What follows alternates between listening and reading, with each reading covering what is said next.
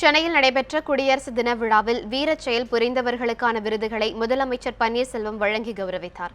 குடியரசு தின விழாவில் அணிவகுப்பு மரியாதையை தொடர்ந்து பல்வேறு துறைகளில் சாதனை புரிந்தவர்களுக்கான பதக்கம் வழங்கி முதலமைச்சர் கௌரவித்தார். வீரதீர செயலுக்கான விருது வேலூர் மாவட்டத்தை சேர்ந்த துர்காதேவிக்கு வழங்கப்பட்டது.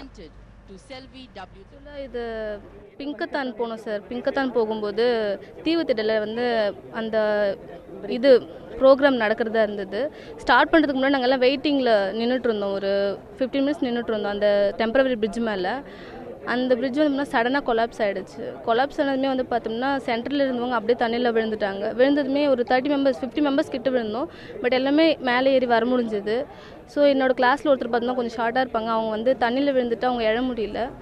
அப்போது நான் இறங்கி போயிட்டு அவங்கள காப்பாற்றினேன். கோட்டை அமீர் மத நல்லிணக்க விருது வேலூர் மாவட்டத்தை சேர்ந்த டாக்டர் ஆம்பு இக்ரமுக்கு வழங்கப்பட்டது.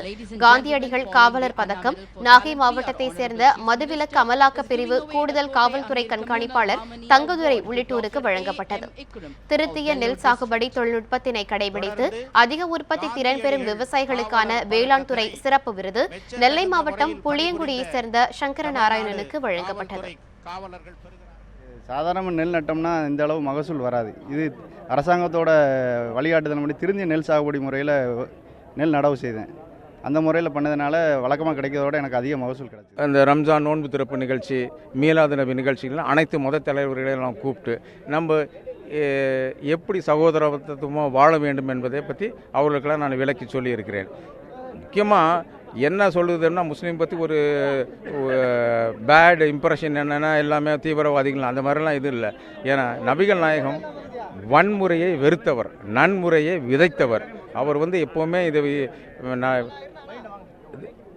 அதான் நான் English the best of Islam is to feed the hungry, clothe the naked and live in peace and harmony. நீங்கள் சமுதாயத்தில் ஒரு நல்ல சகோதரத்துவமாக எல்லோரோடையும் நல்ல முறையில் இருக்கணும்.